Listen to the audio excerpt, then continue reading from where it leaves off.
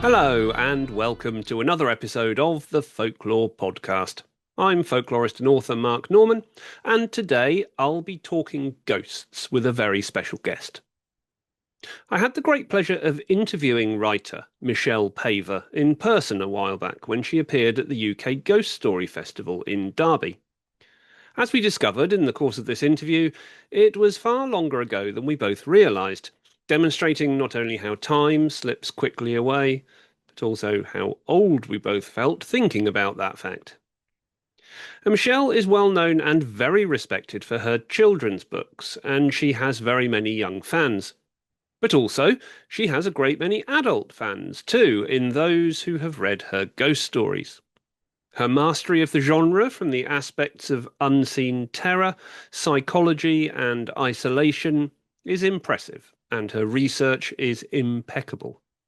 Michelle draws on a mix of first-hand experience and meticulous investigation in her landscapes and settings. As to her characters, you'll find out what I think of some of those in the course of this interview.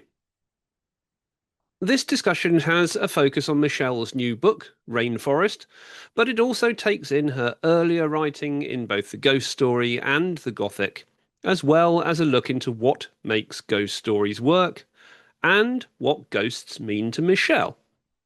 There's a lot of good material in this, and a lot of inspiration to be found for other writers. It was a real pleasure to get to spend time with Michelle again, and I hope that you enjoy this fascinating interview. And first, here's an extract from Michelle's book, Rainforest. Room 13, Hotel Santo Domingo, Mexico City. I'm writing this sitting on the bed, with the talisman in my free hand. The ceiling fan's wobbling and the overhead light is flickering. The shadows slicing the walls are making me dizzy. I didn't sleep on the flight from Heathrow or from Jamaica, and I won't sleep tonight. A cicada is rasping. He's quite extraordinarily loud. I've searched the whole room, but I can't find the little bugger. He could be anywhere. Cicadas are brilliant ventriloquists. I know what you'd say about getting to sleep, Dr. Walker, but I can't take one of your pills. Early flight tomorrow to some little town in the mountains, then a charter plane to the jungle and a boat up a river. I don't know its name and I don't want to. I just need to get away. I never told you about the talisman, did I? It's the size of my thumb, neatly shrouded in my handkerchief. After I'd had the first coffee with her, we were saying goodbye under our birch tree, when her hair snagged on a twig and she pulled it free.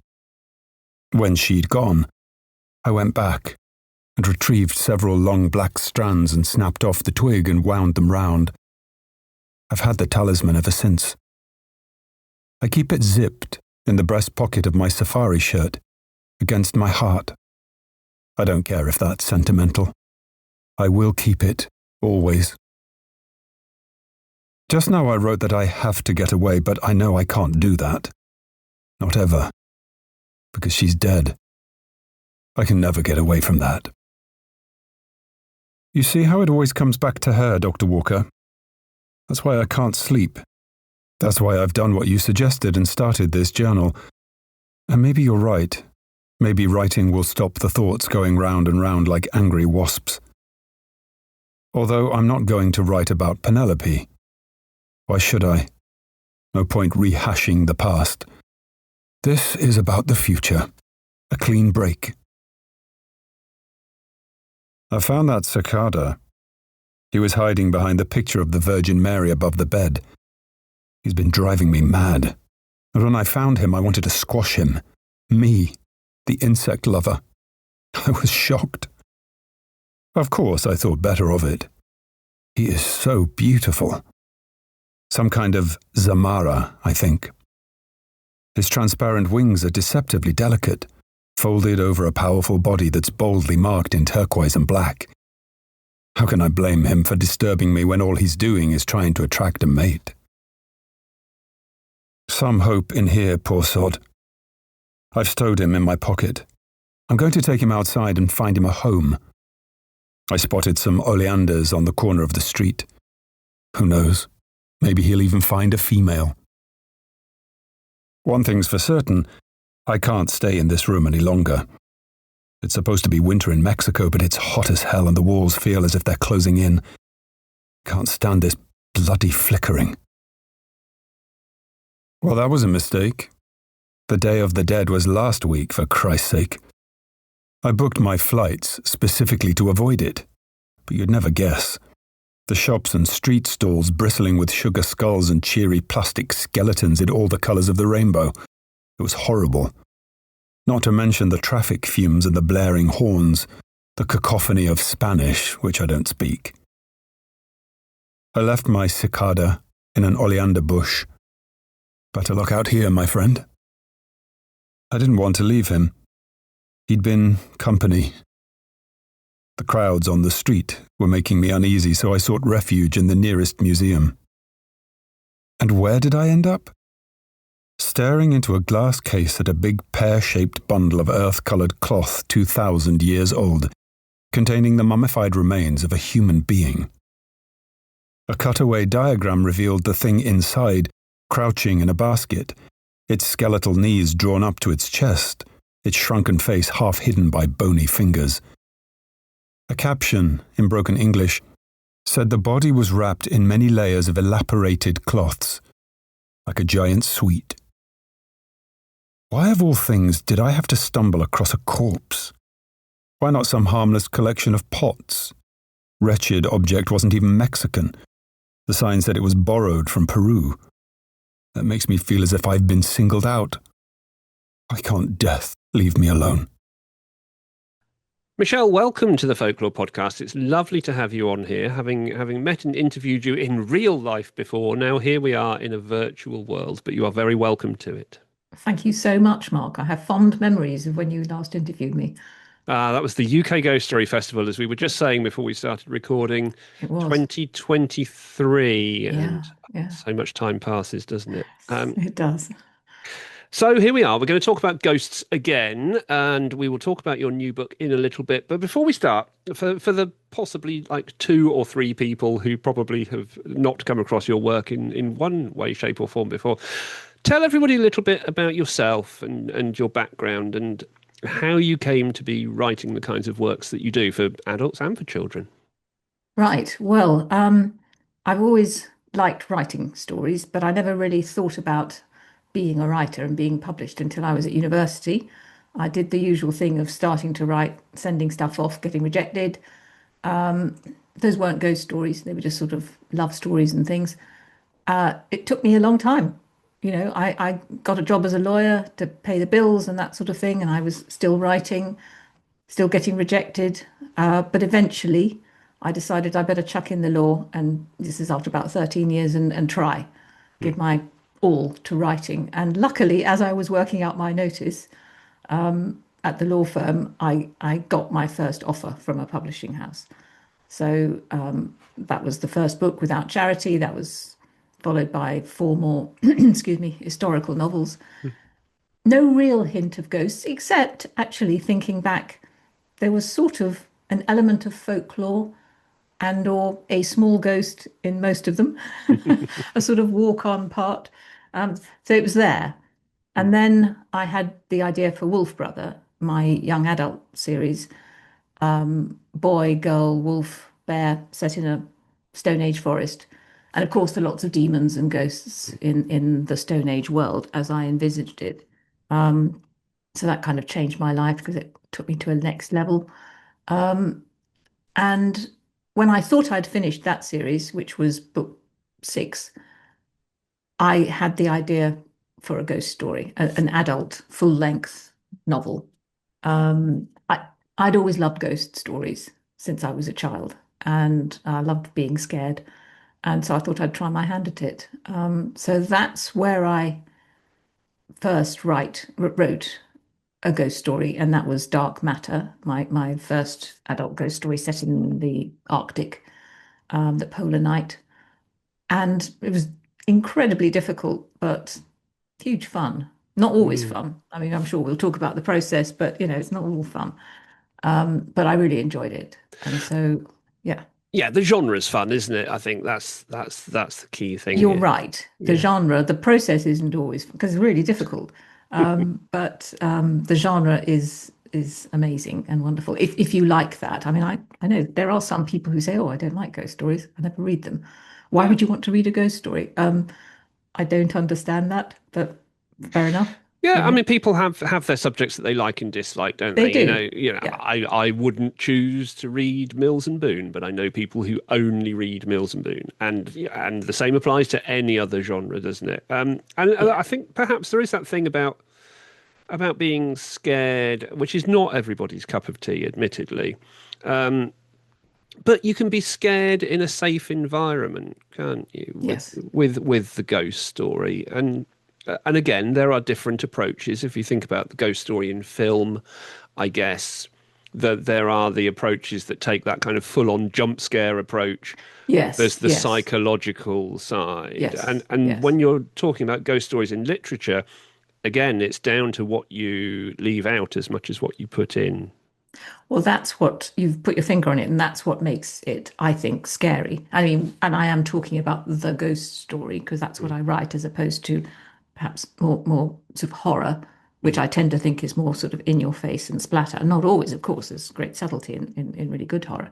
But in the ghost story, I think it stands or fails on suggestion, on in the sense that suggestion is that the horror in the shadows is always worse than if you show it full frontal. I think, and that's jolly difficult to do when you're writing because you want to have enough to intrigue the reader and keep them reading, but you don't want to withhold so much that they get fed up and think, sort of, where on earth is the goat? Where's the spooky bit? yeah. And it's a really difficult balance to maintain. It is, and you do it absolutely brilliantly, and we'll come Thank on you. to talk about that a little bit in due course. But when we think about ghosts themselves, then, so in terms of folklore, so from my perspective, the ghosts are not necessarily the key element that I'm looking at. So, do ghosts exist? Are ghosts real? What are ghosts? Well, yes, no, maybe there are a number of different things. It doesn't matter.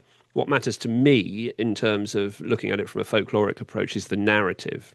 It's Mm, why people experience ghosts, how they yeah. experience them, what that means to that person, why that narrative hangs around, changes over time, why it perhaps dies away. That's what Mm, ghosts mean to me. What do ghosts mm. mean to you? Excuse me.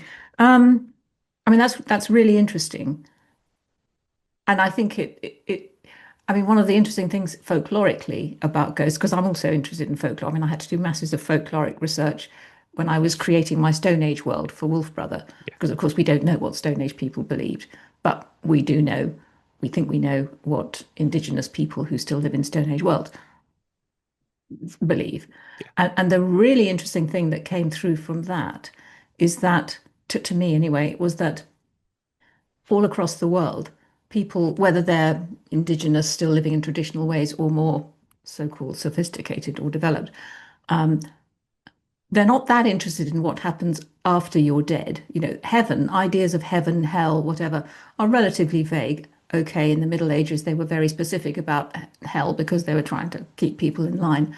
But it's all quite vague what happens in the afterlife compared to masses of folklore and beliefs about what happens when someone's dying and immediately after they've died, Mm. because that's the time when all the folklore really concentrates on, sort of what do you do? Do you dress in dark clothes to keep the ghost from following you, which is the origin of wearing mourning, black Mm. mourning, that sort of thing.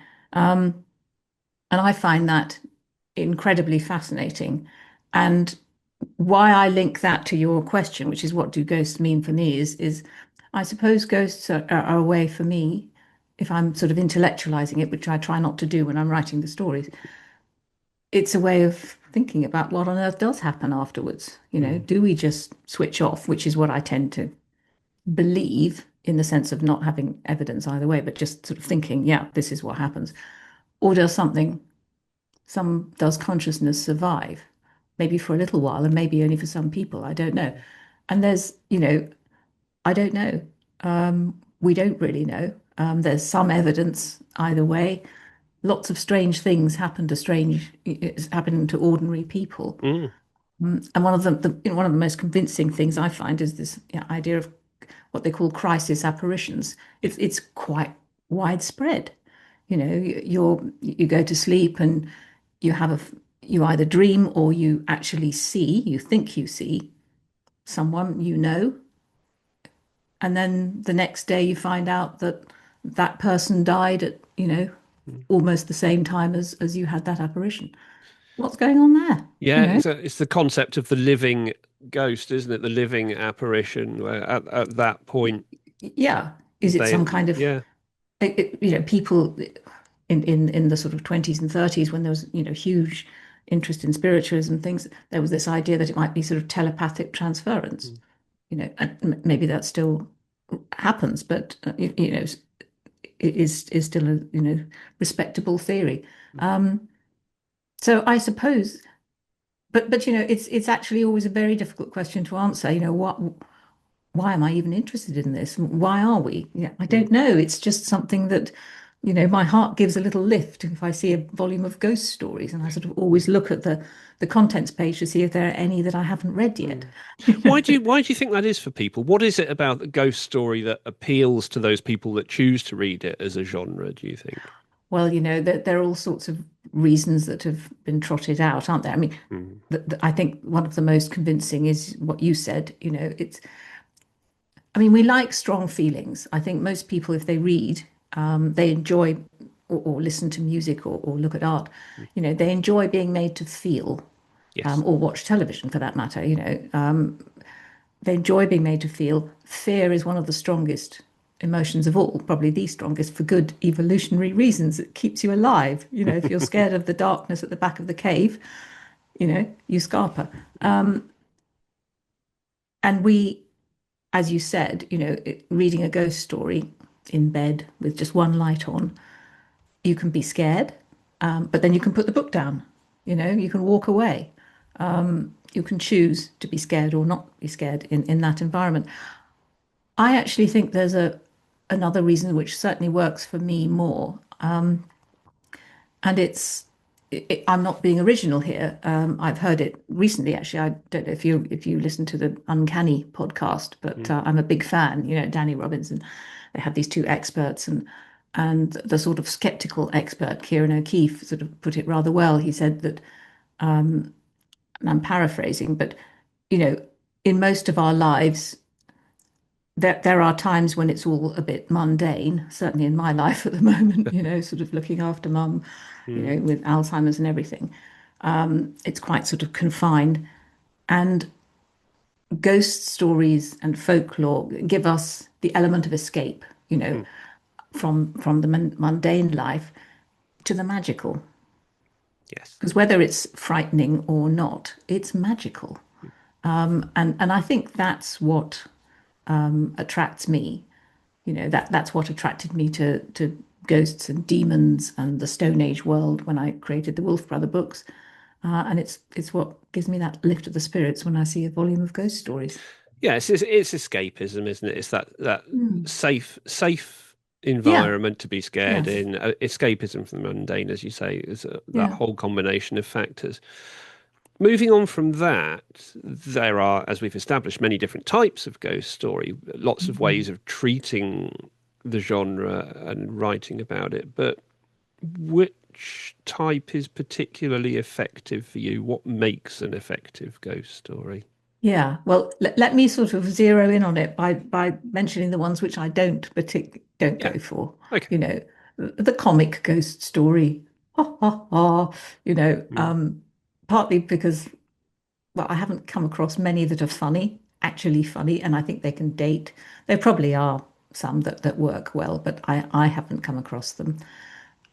I'm not a huge fan of the sort of the gimmicky ending. Oh no, the writer's the ghost, Yeah. Yes. Yeah. It's sort of it again, there's probably some that have been done brilliantly. if you experience a really good ghost, your first good ghost story, you tend to go, you tend to enjoy that. Um, and M.R. James for me is the master. Mm. Um, he wasn't the first ghost story I ever read because, I think you have to get used to that Edwardian style. Mm. And I started when I was quite young, but I do love that style. And the strange thing is, we always talk about his ghost stories, and in fact, his seminal book was called, I think it was called Ghost Stories of an Antiquary. But they're not really ghosts. No. There's something far worse. I mean, they're sort of demonic or just weird, and just suggested. And he does it so well. You talked earlier about suggestion, and he Mm. does it so well. And with this sort of rather fusty Edwardian prose, because his protagonists are usually fusty Edwardian antiquaries or Yes. historians or Yeah. professors. And then you work up to the moment, which is really quite ghastly and often quite tactile. Mm. I Many of think perhaps one of looking at that area, perhaps one of mm, the ghost stories of that period where you it does kind of almost get away with that comic element or light-hearted element, but is still effective for me is Karnaki the Ghost Finder, which right. there's I can sense we have a difference of opinion on this. I just Um, find him, yeah. Ugh. but I don't know. There's something about the quirkiness of those stories that I find entertaining. I don't believe that they work as ghost stories that set out to scare you, but Yeah, I find there's yeah. something appealing about them. I don't know what it is. I can understand that, and I do think ghost stories work in different ways, and Yes, and and you can still enjoy them even if you don't have the high level of terror or horror that you have in M.R. James, or that certainly I get from M.R. James. you certainly I don't get mean, that with Karnaki. no, I don't think you do. And actually, similarly, the ghost stories of E.F. Benson, Mm. which are many of them very fine, they're just a notch or two down for me from M.R. James. Mm. But I love his style. I mean, I'm a great fan of E.F. Benson's Map and Lucia Mm. novels, which have Yeah. nothing to do with ghosts. And I just find them hilariously funny, and my sort of comfort novels. They're just absolutely wonderful. And I love his style. And he has that style still, obviously, with the ghost stories. So even though I don't think they're as frightening, I still really enjoy them. Plus, a few of them are just downright odd. I mean, he has a thing about giant caterpillars. A Freudian would have a lot of fun with that. And then those are, slip over into Grand Guignol sort of thing. But still, and of course, it's the what to him wasn't dated, but for now, for us, just seems like sort of just wonderful period detail. The chap goes down to the country cottage, which of course is going to be haunted, and sends his servant along to, with all the baggage and just to unpack, and he arrives and has tea on the terrace. How wonderful is that? Yes, Um, absolutely. You've showcased a lot of male writers there, and yeah. but there are some really effective female writers in modern times, aside from yourself. Susan Hill is an obvious example. Yes, of Um, course. Sarah Waters, who I think Yes. last time we spoke, I compared Thank your you. writing to Sarah's in some respects as well. But also previous to that, when we go Yeah. back historically, so Shirley Jackson, Angela Carter. A Yes. couple of episodes ago, I spoke with Claire Louise Amias, who has a one-woman show about Edith Nesbit's ghost stories. I was That, just about to mention yeah, that. Yeah. those are fantastic too. I mean, they are wonderful. I mean, she wrote some sort of weird tales, but then the classic ghost stories as well. Sometimes classic ghosts, sometimes very psychological sort of haunts. In fact, it was an abridged version of her Man Size in Marble that was one of the first ghost stories I ever read, when I was about seven or so. Scared the hell out of me. My bedroom sort of overlooked a church. It didn't have any effigies in the church, but still, you know. Oh, yes. I mean, those are magnificent and so original. I think also, yes, so many women. And it's an interesting thing that in Victorian and Edwardian times, a lot of the finest ghost stories were written by women. It's as if that was their way of sort of transgressing almost, or dealing with things that they couldn't say overtly. I don't know. But Edith Wharton, I think, wrote Yes. magnificent ghost stories. In fact, I think one of her the last thing she wrote was one of my favorite ghost stories called All Souls, about an elderly rich woman who turns her ankle and finds herself left alone in her house. Her servants sort of mysteriously leave, and it's again, it's not really a ghost story, but it's very, very haunting. Mm. So she wrote brilliantly. There are a few, well, there are many. Violet Hunt, uh, my name, oh, Rhoda Broughton, that's another one. Um, a lot of them wrote sort of one or two really good ghost stories, and then lots of sort of not so brilliant. As I found to my cost, as I've sort of collected their collected works, and then thought, oh, I can see why that one's always, anthologized and the other ones have been left. Yes. Yeah. Margaret Oliphant is somebody I feel I need to champion. She wrote one of the finest Victorian ghost stories, The Open Door. Not to be confused with Charlotte Riddell's Open Door, which is also good. Margaret Oliphant also wrote lots of other novels, but she wrote some very fine ghost stories. And I say this with some feeling because I live in the house where she died. Oh, interesting. Have you seen Margaret, her I'll be ghost? very respectful. No, no, I did read the first night I moved into the house. I read The Open Door as a sort of homage to her and just to Oh, keep things happy. And I've never had any problems in the house, let's put it that way.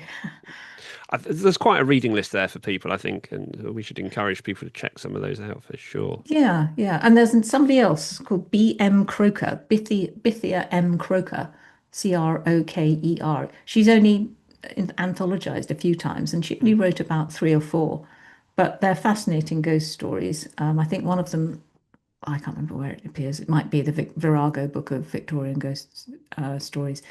But she was an army wife in the British Raj in the sort of 1880s, and so she writes of that. So it's got a wonderful background, of course, Mm. incredibly authentic, Yes. and it sort of adds a certain flavour.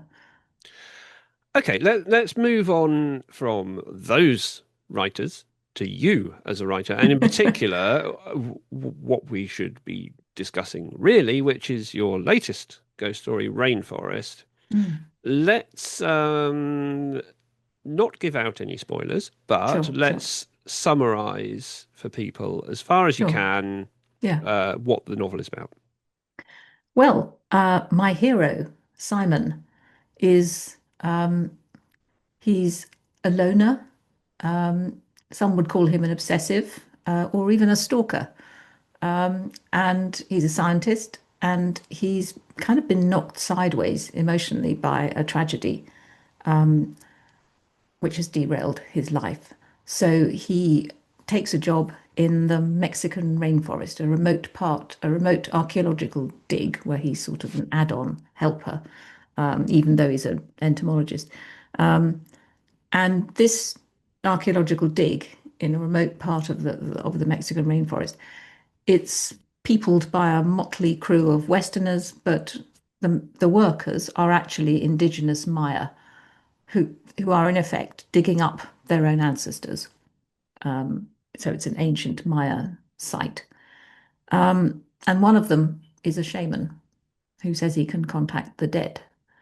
And at first, Simon is professes to want nothing to do with this shaman. This takes place in the 70s, so Simon's rather sort of dismissive of this Indian. But in reality, Simon is desperate to contact his own dead.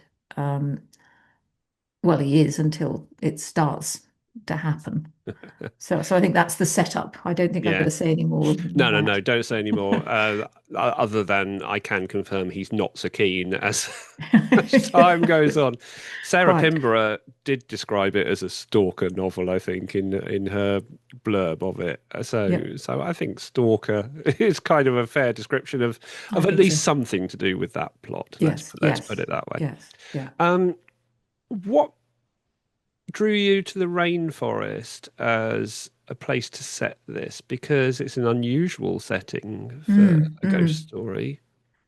It is, and where stories come from, or come to me anyway, it varies tremendously. I mean, sometimes I get an idea for it from just looking at books or something like that. I mean, with Thin Air, the mountaineering ghost story, I couldn't sleep one night, and I went down to my bookshelves, and I happened to have a few books on mountains, and flicked through them, and you know, read about mountaineers having odd experiences, and Mm. thought, oh, I'll set up a ghost.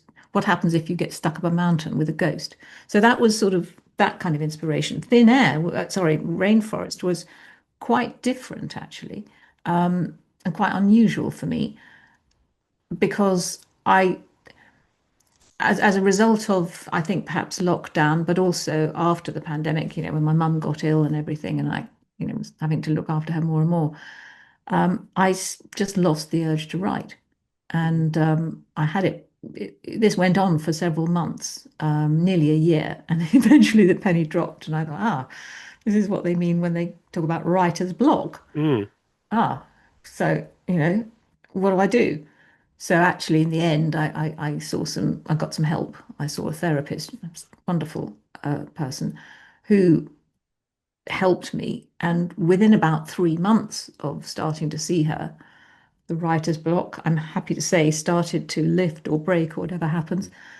And the idea for Rainforest sort of burst upon me. And I always sort of say burst because I think it was kind of an eruption from the unconscious of colour and life and death and parrots and, macaws and shamans and all this sort of stuff. The rainforest is an incredibly vivid place and a big contrast to my life, which was and is quite sort of confined at the moment, and had been with lockdown. And that's kind of, the short answer is it came from the unconscious, but I think it was a reaction to the writer's block and sort of constriction But in the also, mind. you do have past experience of the Oh yeah, rainforest, don't you?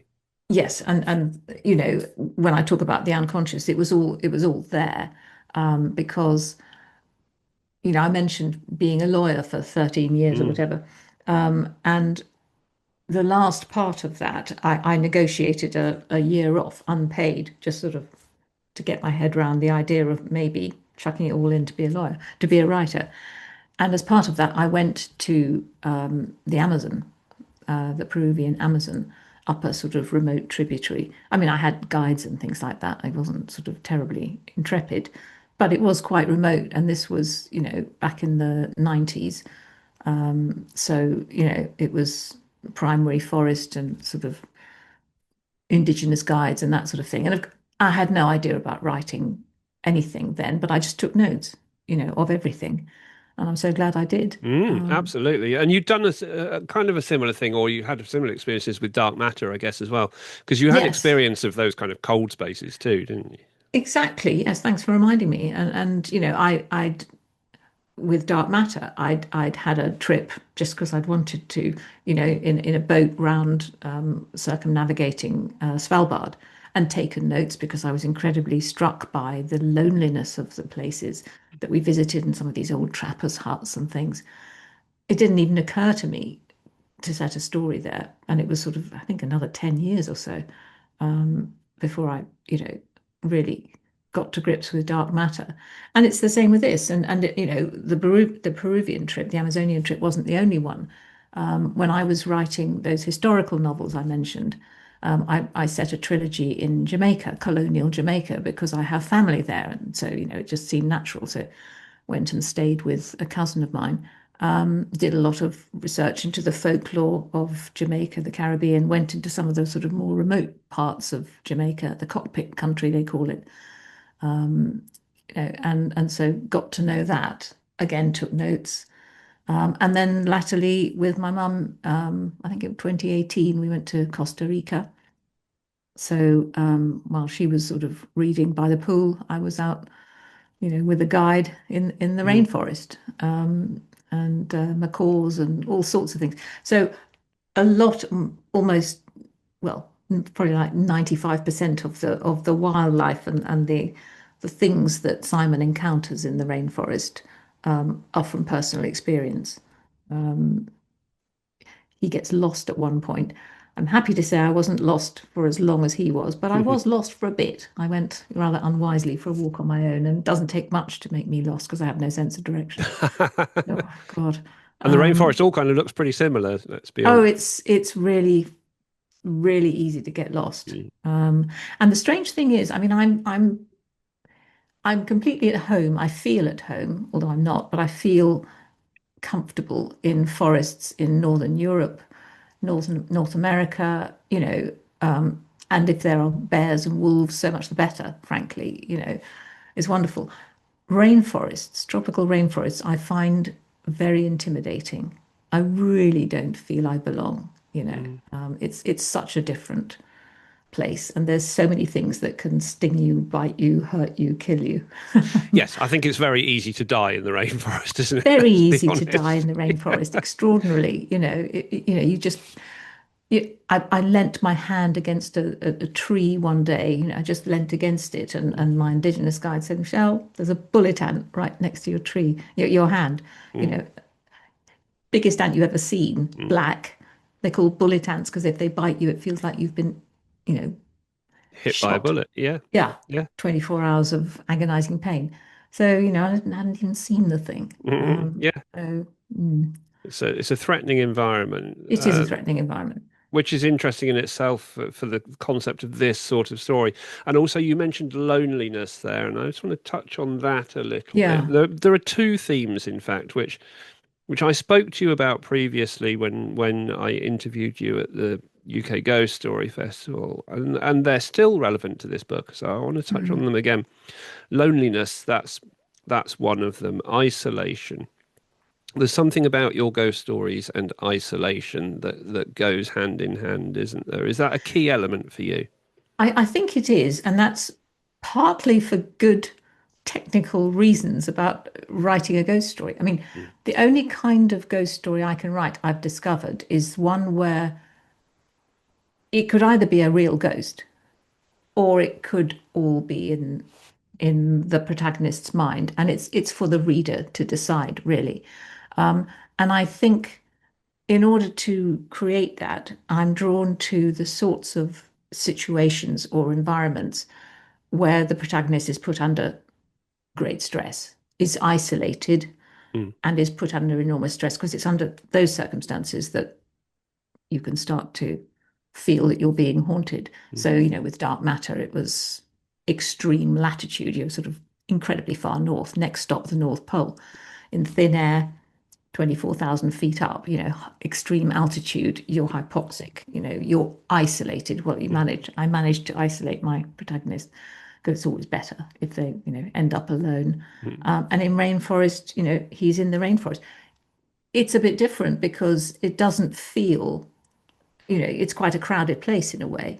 And as we just said, there's lots of ways in which you can be killed in a rainforest, Mm. and actually physical threat can militate against sort of metaphysical threat. You don't want, which is why I gave the polar bears a walk on part in dark matter, but I didn't Mm. have them prowling around the cabin because then, it takes away from the frighteningness Yeah. of the haunt. Yeah. So, but that's the main sort of technical reason why I like to isolate the protagonist. But the other one is really that, I don't want to get too sort of highfalutin, but we're all alone really.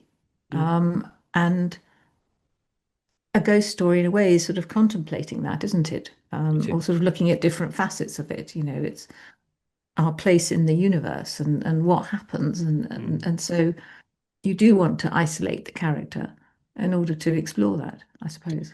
Yes, yes, you do. The other aspect that we touched on before, and I want to touch on again, is your protagonists. I Mm. think when I spoke to you last time, the comparison I made between Sarah Waters and yourself was in the unreliable narrator, because I was comparing the little stranger Yeah. to well, both Wakenhurst and Dark Matter in Yes. different Yes. ways, I guess. Yes. I think I remember saying to you at the time, "You're such a lovely lady. How do you manage to Thank write you. such unpleasant, horrible male characters?" I hope that that wasn't from past experience on your part. And then you publish Rainforest, and you kind of do it again. Oh yeah, I'm sorry about that. Um, uh, I mean, the fact that they're male and I'm female, I don't think matters, No, there's to not a me. commentary on anything there, is there, No, with that? no, and equally, they had to be male really in dark matter and thin air because in those days, we're looking at the 30s, women didn't go, Mm, with a few, very few exceptions, women didn't climb mountains, high mountains, and they didn't go explore the Arctic. So they had to be male, yeah, end of. yeah. Um, and unless I'd chosen to have her a woman, then it would all be about that, Mm, really. And I wanted it to be about the haunt.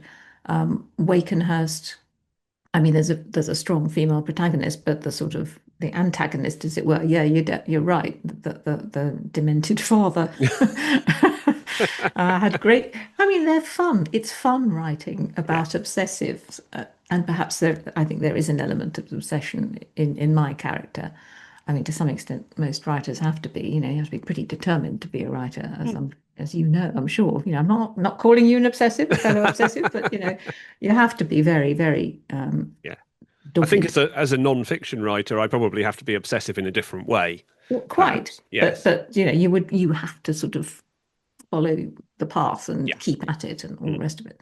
So I'm drawn to those sort of characters. Um,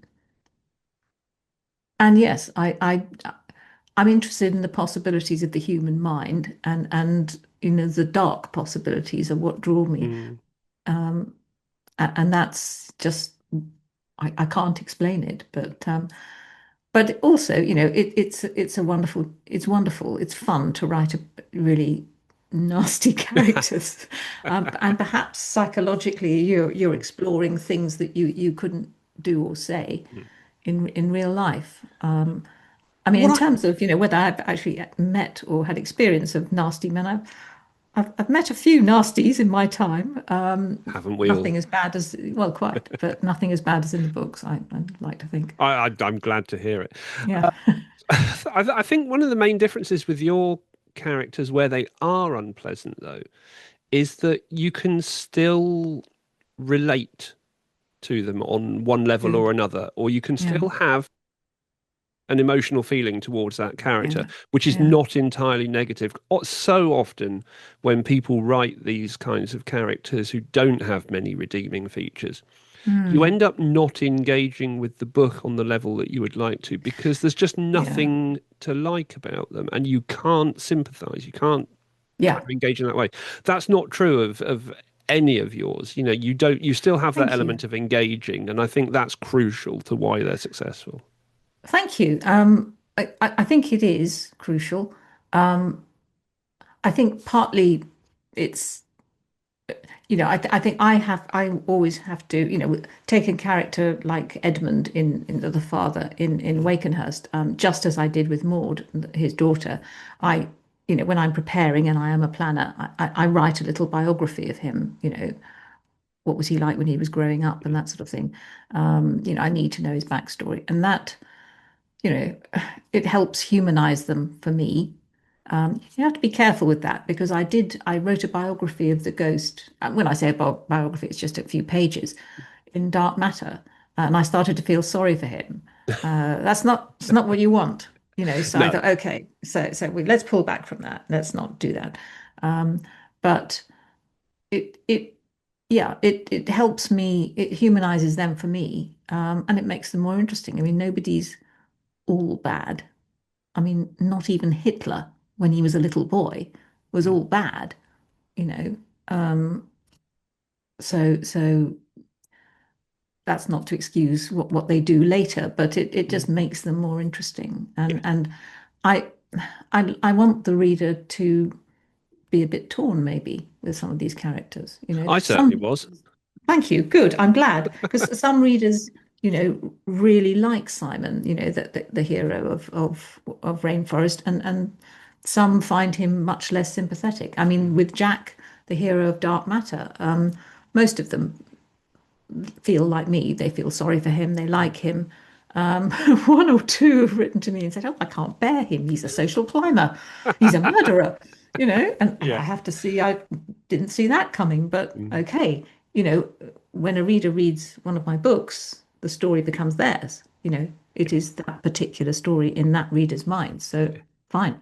Yeah, and you never know how a reader's going to You react don't. to a character. That's true. You don't. There were times reading Rainforest where I felt sorry for Simon, and there are other Mm, times when mm, I thought, if this goes the direction that I want it to go, I shall be really happy. And then right. perhaps when it doesn't go the direction you're expecting, you're like, "Oh, Michelle, you should." But then there's always a good reason for it, you know. So it Right. it certainly takes you on a journey. I know people like to say about going on a journey with these things, but Yeah, it yeah, yeah. it certainly does that. It certainly Good. does that. Well, I must admit, with my aim with Rainforest, I just wanted people to feel a bit wrung out at the end. Mm. They've been through the mill with Simon, a bit sort of emotionally run out. I hope.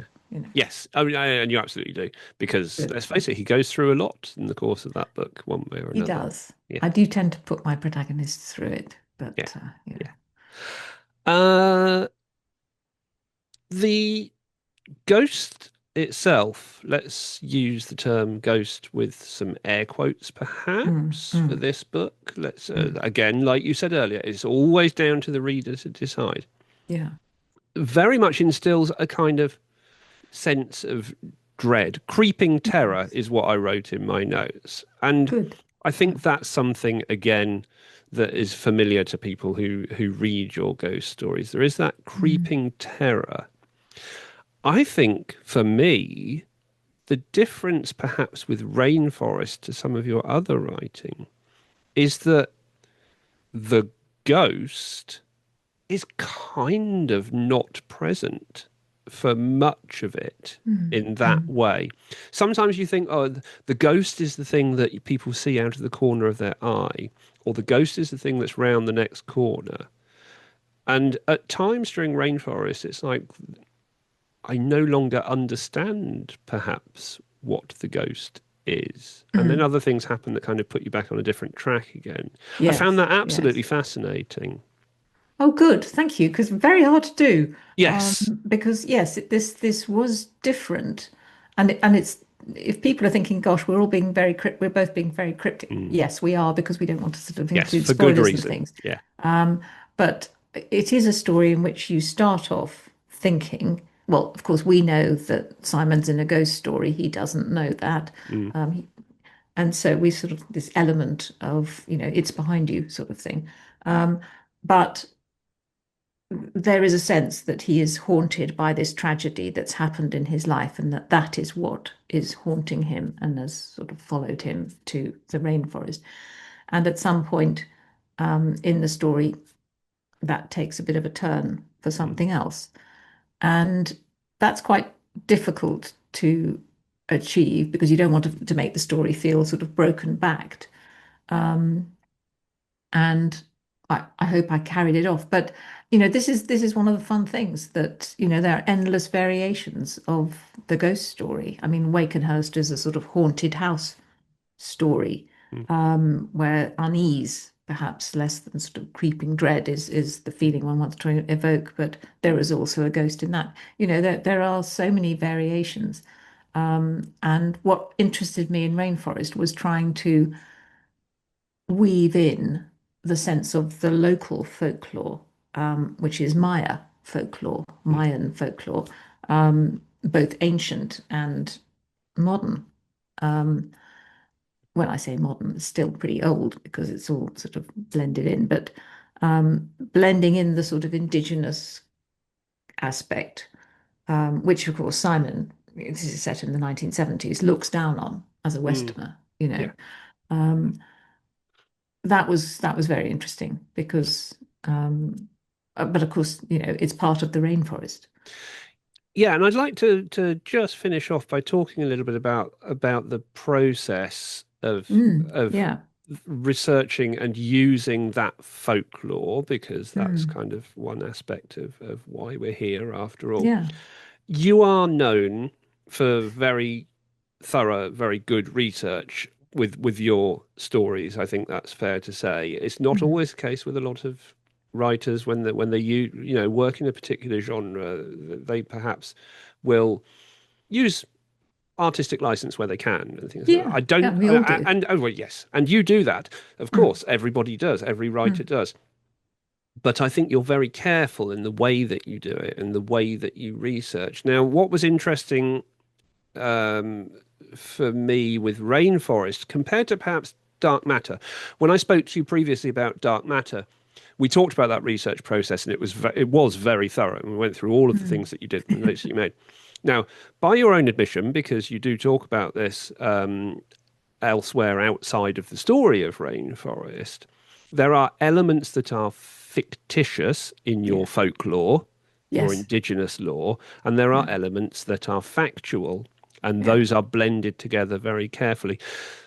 Talk a little bit about that process and how you can do that, and more importantly, because you're dealing with indigenous cultures here, Mm. how you do that respectfully, which is a different thing Yeah. entirely. Yeah. Yeah. Well, one thing I was very clear on from the start with Rainforest is that when I said, that there are indigenous Maya working on the dig, I mean there are lots of different tribes of indigenous Maya existing today, and I thought I did a lot of research into them, did a lot of reading about them, and then I thought I was determined to make up my own Mm, so that, and that was partly out of respect, so that nobody, reading it could say, oh gosh, they've portrayed us really, she's portrayed us really badly, or she's on the wrong side of us, or something like that. Because the Maya, the shaman, he's not a particularly sympathetic character. mm, So I did that. I thought that, and then you just confess, mention that in the author's notes, and you're upfront about it. And so I've taken aspects, good and bad, from different Maya cultures, um, and sort of made it my own. But having said that, I haven't, there are aspects that, aren't particularly attractive to us, marrying underage girls and things like mm, that. Um, Fine, but they're in the story, and I've used them, mm, and I make no apologies for that. But then at the same time, I the guide, the young Indian guide, whom Simon sort of becomes friendly with, is based quite heavily on some of my guides in the Peruvian Amazon, and I think he shows the more positive side of them, because just the fact that what impressed me was how they belong in their mm, environment so well. I mean, they're just at home in that, to us, very threatening environment. To them, it's not. mm, And so I wanted to show those different sides.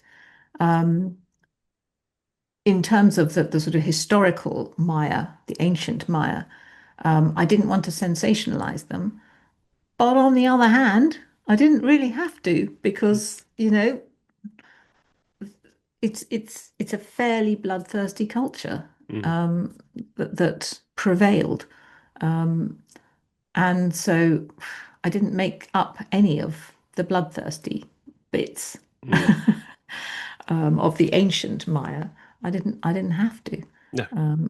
So but there's, it's a rich mix. And yes, I did borrow aspects from all sorts of different Maya cultures, and then bring them together in this fictional tribe, which And I hope, there's, is yeah, acceptable. absolutely. I was just going to say, as you say, you use different themes. Yeah. You blended in a bit of fiction, but you used different themes from that culture. But you Mm. didn't sensationalize any of that stuff. No, There's no. it's almost sensational in its own nature, I guess, to our modern sensibilities Yeah, you don't compared need to to sensational, no. it speaks for itself. It's startling. Yeah, it absolutely does. And I applaud you for the way that Thank you you. used it, because Thank it's you. such a tricky area to work in, working with indigenous cultures in that way. It is a tricky area, and I have to say, you need a robust editor Mm, who is not going to fling you to the wolves, aka the sensitivity readers, yes. and Yeah. tell you, oh gosh, you can't possibly say that. Mm. Well, I can. It was set in the 1970s, this is how Westerners viewed people and that sort of thing. So there we are. Yeah, I mean, themes are of their time, and you find this in Mm, folklore, you find it in social history, you yes, find it in very all sorts of much. different places. Themes are of their time, and Yeah. but to remove those themes is to say, well, they were never important. It's You why can't it- you it's can't just take you them away. you can't airbrush these things out of history. Now, I totally agree. Yeah. I mean, it's interesting in some ghost stories, sort of lesser known ones. I can be quietly reading something written in the 1920s or 30s, and then suddenly out comes the most ghastly paragraph of anti-Semitism or something, and you think, Yes. what? Yeah. I thought this, and it was clearly, the author. I'm not going to name any names, but you sort of, Hmm. crikey, Yeah. Yeah. and it was clearly thought quite acceptable, Mm. you know. Um, and it's extraordinary. So Yes, it is, and changes are made now. Changes are made to Enid Blyton's children's books. Children, changes are made to all sorts of different things mm, for a modern audience, as people yeah, like to say. And yeah, that we could have a whole separate discussion on that, I which know. I is was yeah.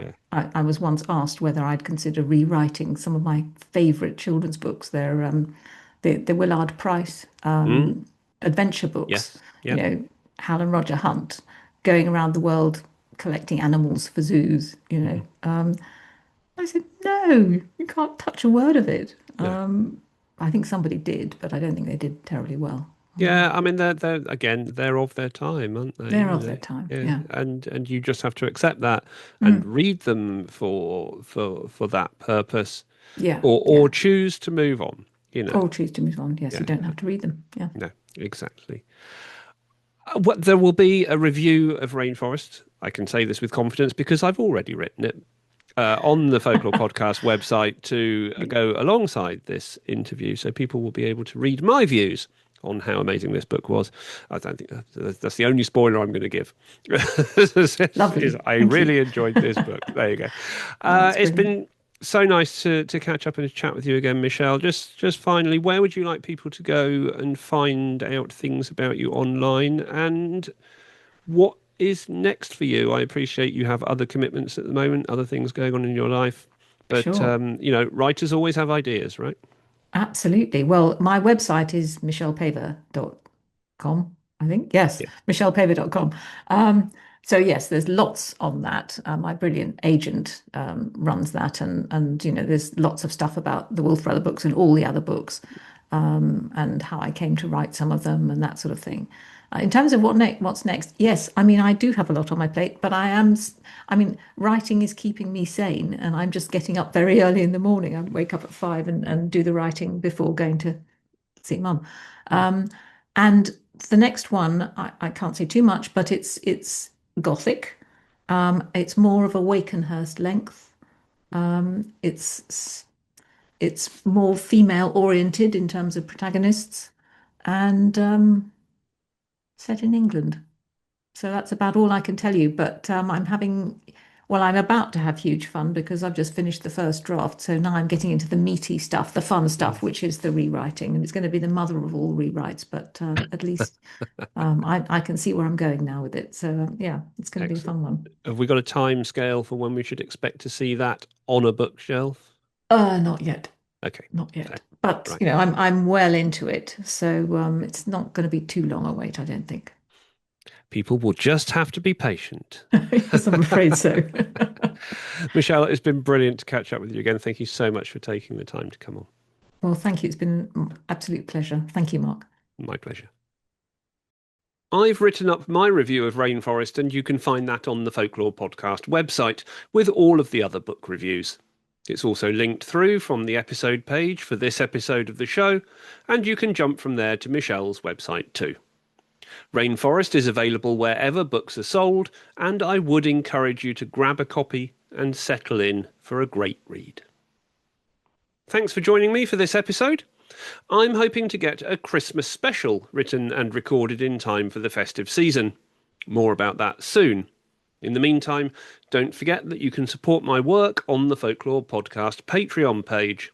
There is a free member tier which is currently receiving extra content in the form of recorded stories, and various paid tiers which get other bonus material too.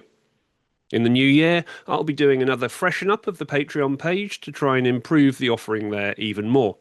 So, if you aren't already there, then now is a great time to join. If you can pitch in on a paid tier, that really helps to support all of the work that goes into making this show, and you can do that from just £1 a month. But please, don't be shy in joining, even if you can't help in that way. It would be great to have more and more of you coming along on the free member tier too, because that community is really growing there now. And you'll find all of this at patreon.com/thefolklorepodcast. Thanks for being a part of it. See you next time.